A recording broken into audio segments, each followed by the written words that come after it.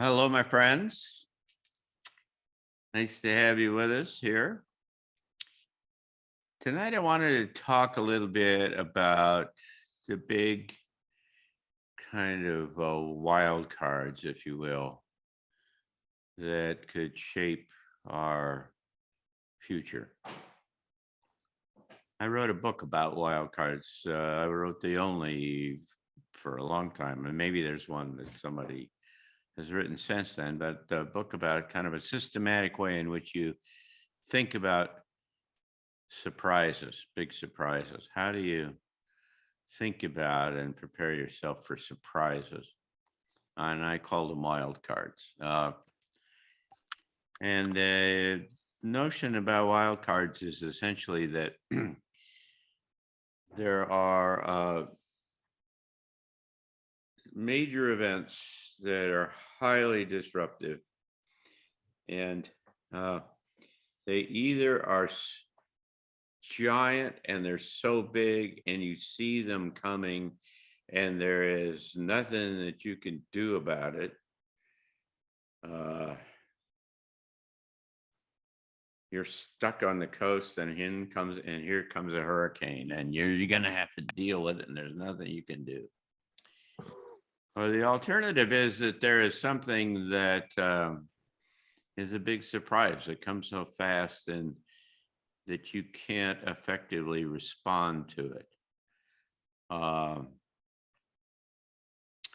so, you might be able to see the thing coming, but there's not something that you can effectively do. On the other hand, it might really just show up and blow you out of the water.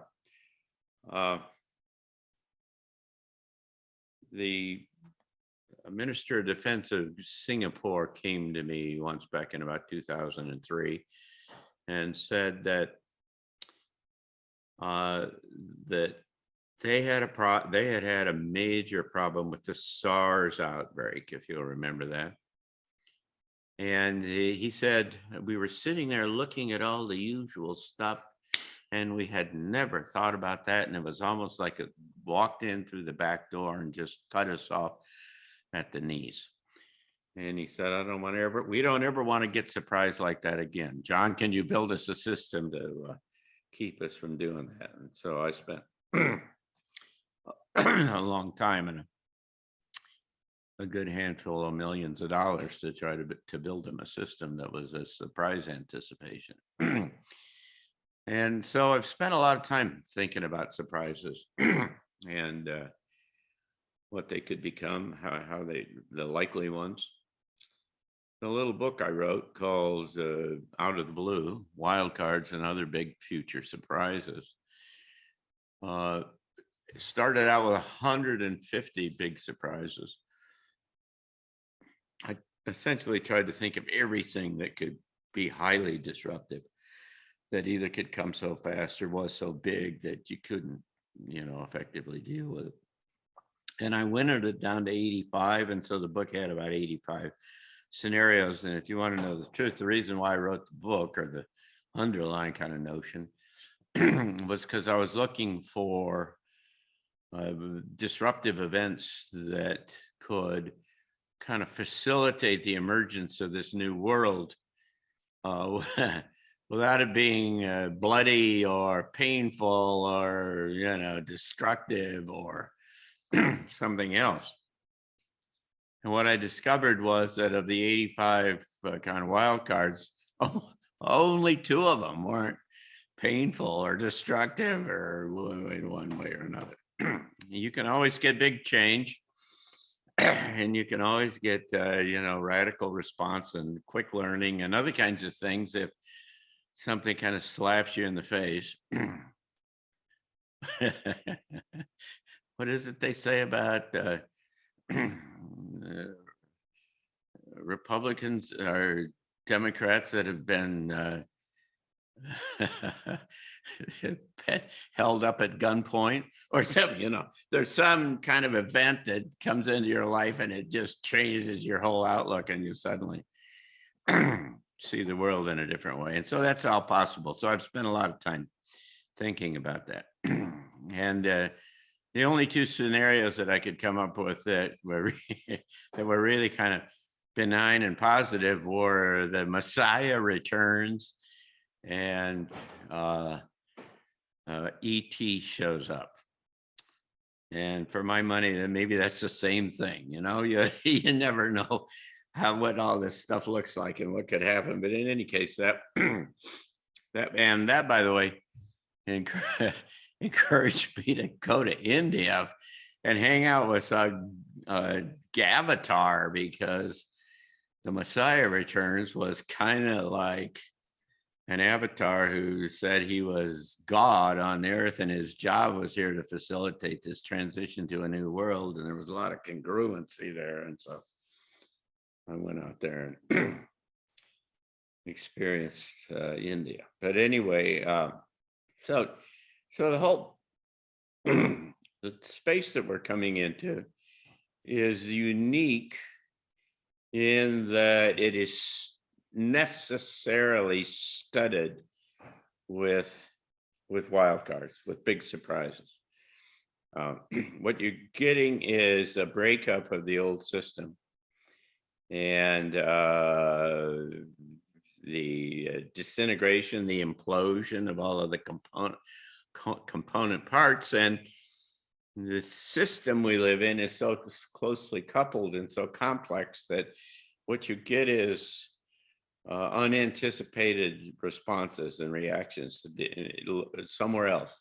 You know, something happens here and way off on the corner, boom, something else happens, and you never realized that they were connected in the way that you now know. And now, oh, you say, now I see.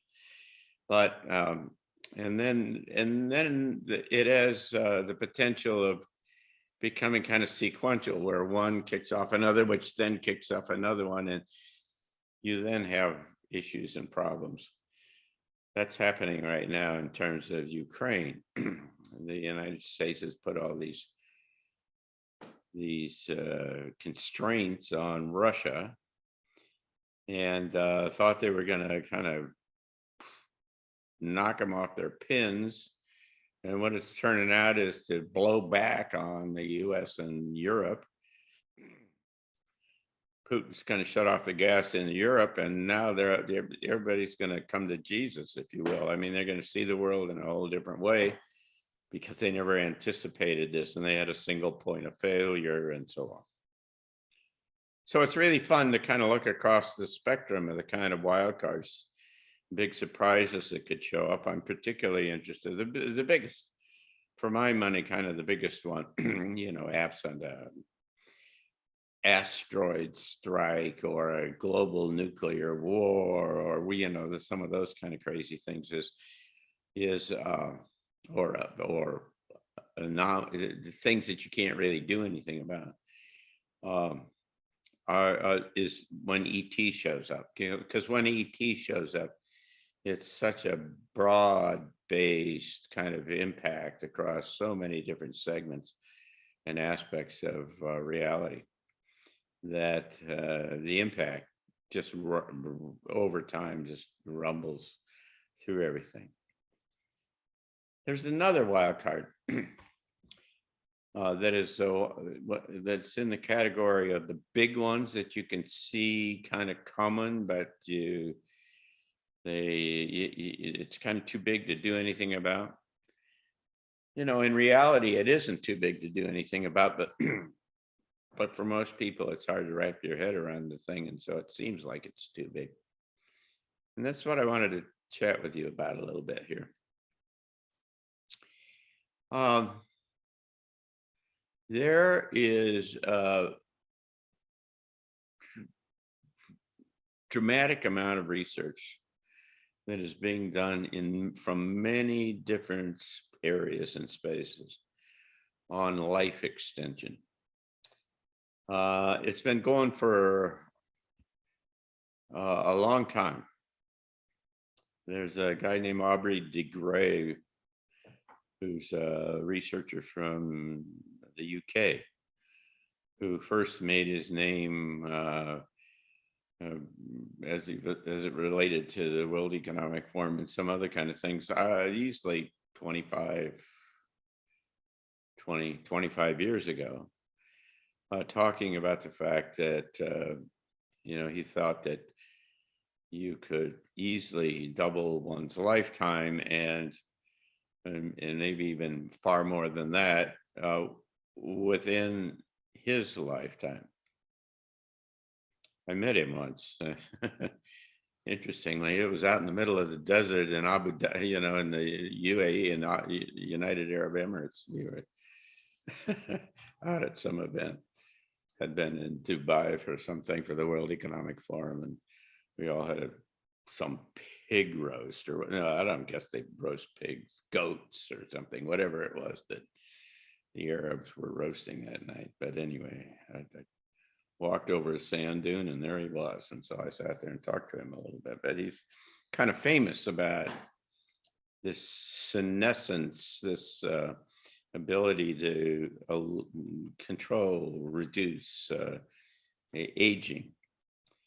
And I've looked into this and enough to know, like I said, is that people are approaching this from many different points of view. They're doing it with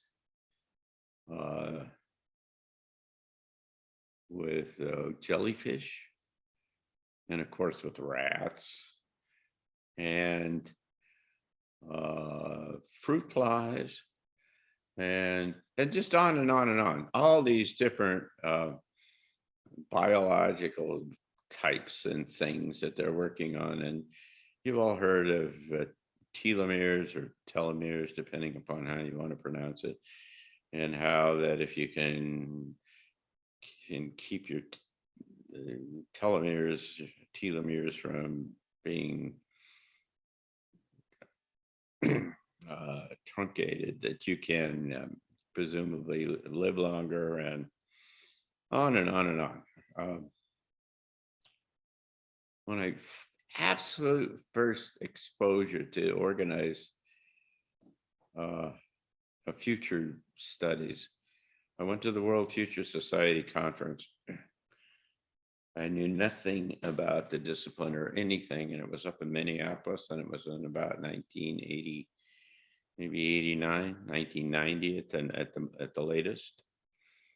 And I went to a small session, and Peter Schwartz, who later went off and started the Global Business Network, of which I was a member. Peter Schwartz did a workshop or a seminar or whatever, a breakout group. And he said, I believe my son will live to be 150 years. His kid was 4 years old at the time or something like that.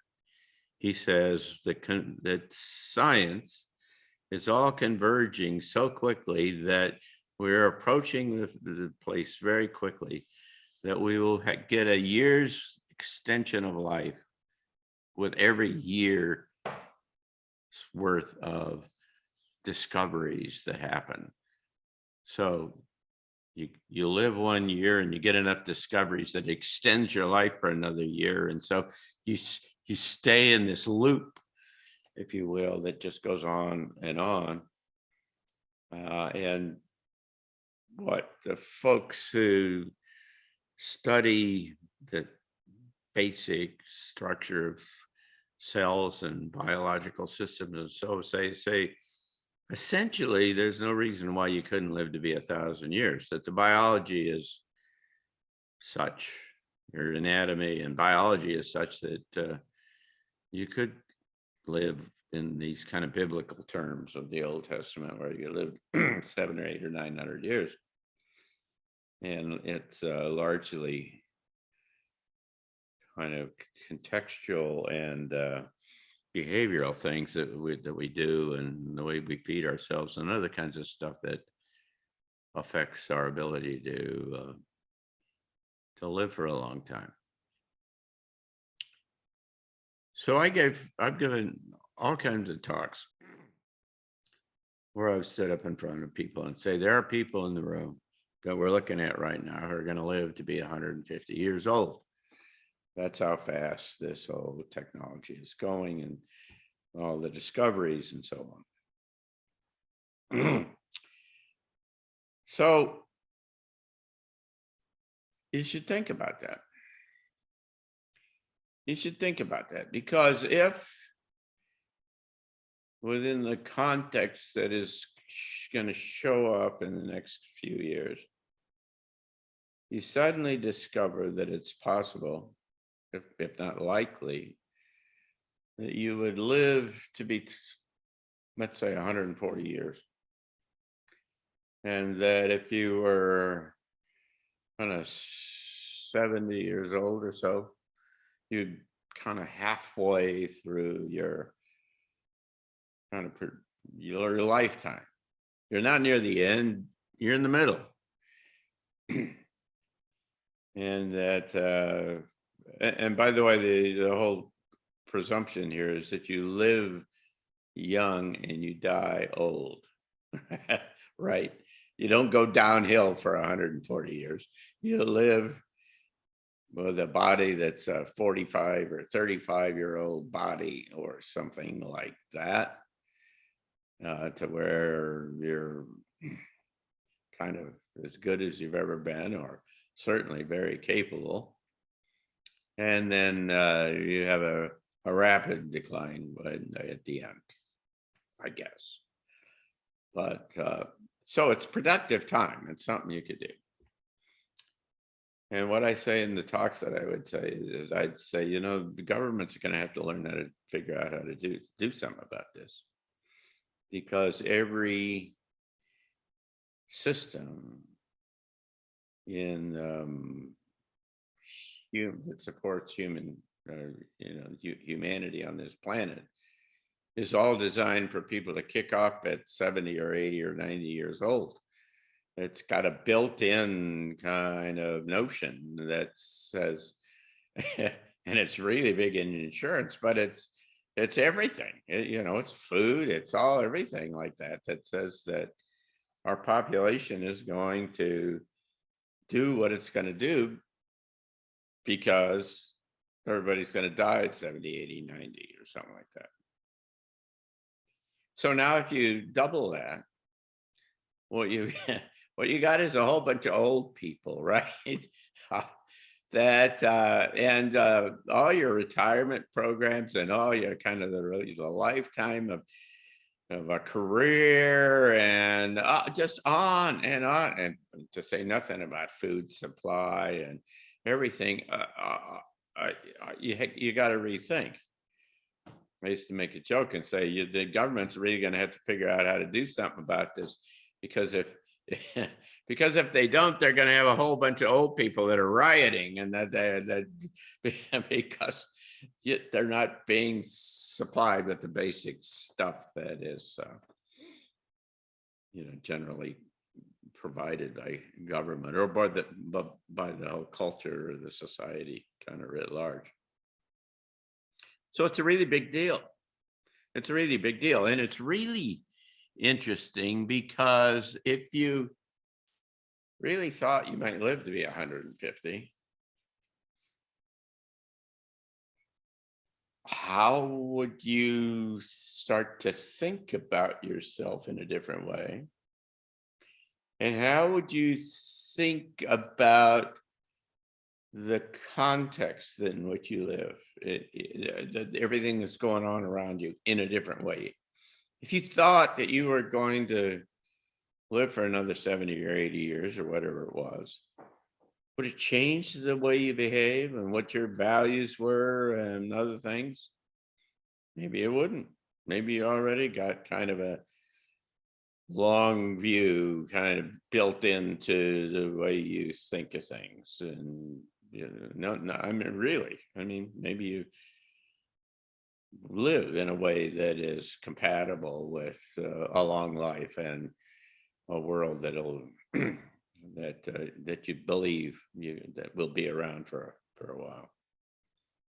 But if you don't, then it becomes one of those kind of slow surprises kind of things. Greg Braden and Lee, I think he picked it up from Lee Carroll, used to talk about people living on a long time, and they were saying, and The toughest part is going to be when all of your friends die all around you. And I looked at him, I told Greg, that's crazy. That's stupid. Because if you figured out that you were going to live for a long time, you would change your mindset.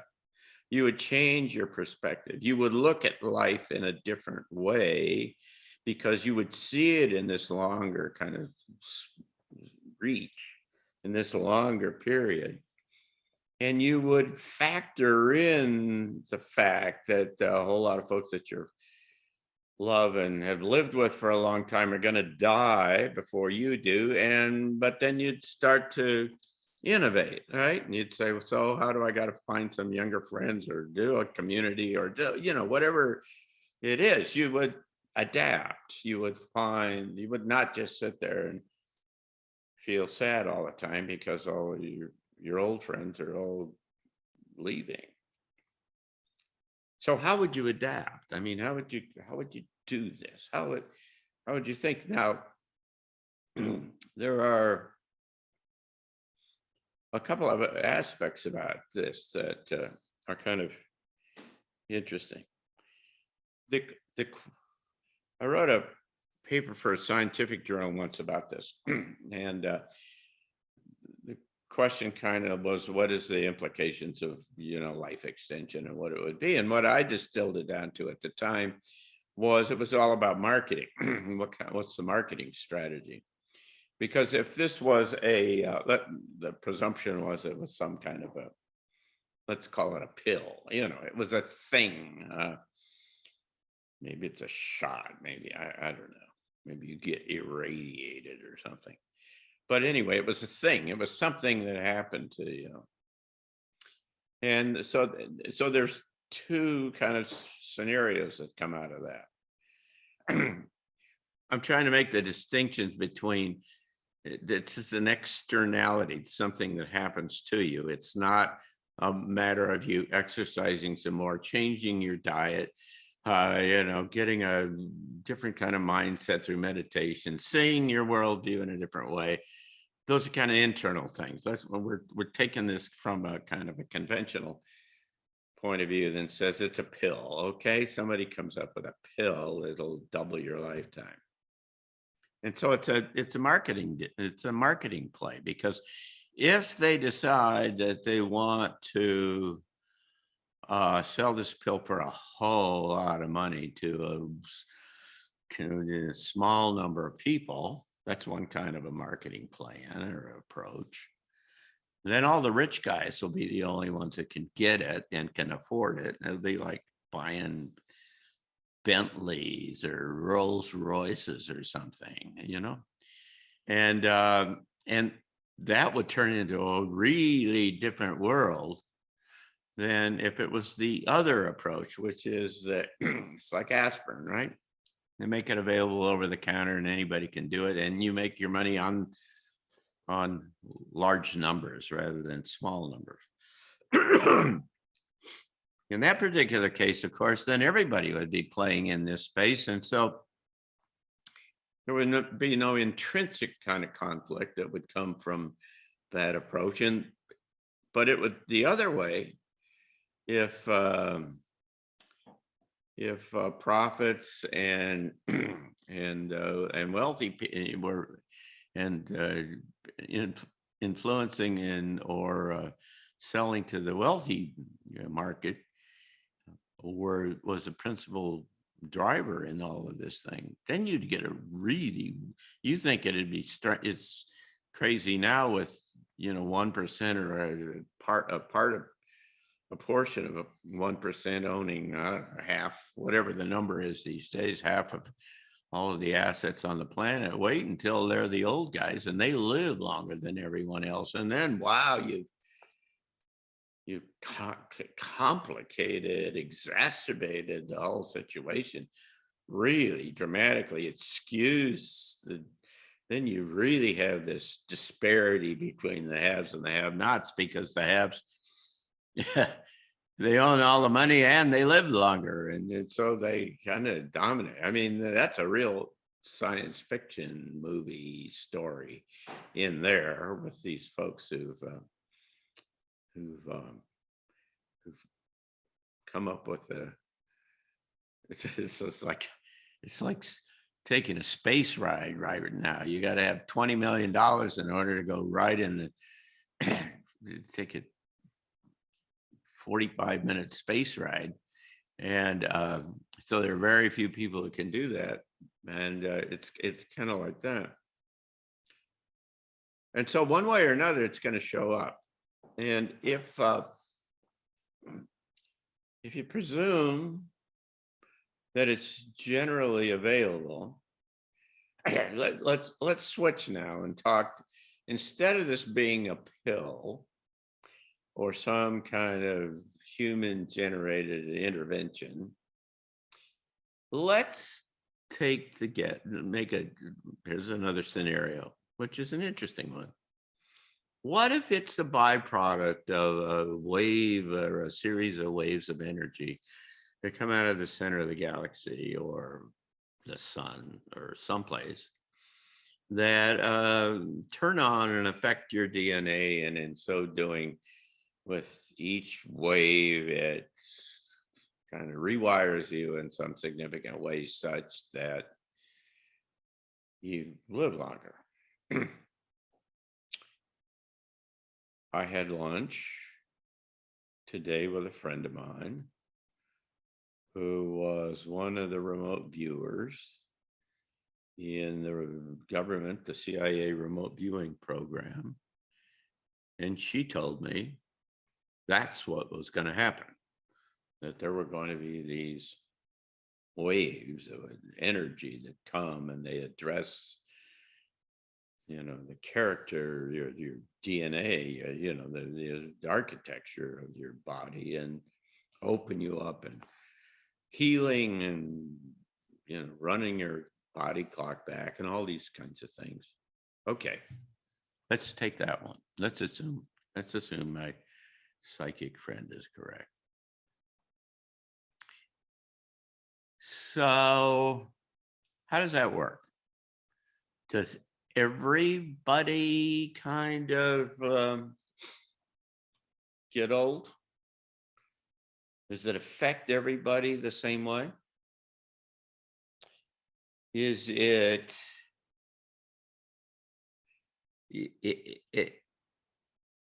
selective in some intelligent kind of tricky way? That is to say, those of us who have spent our time trying to raise our awareness, our consciousness, our frequency, whatever it is, to see the world in a new way, prepare ourselves for the new world.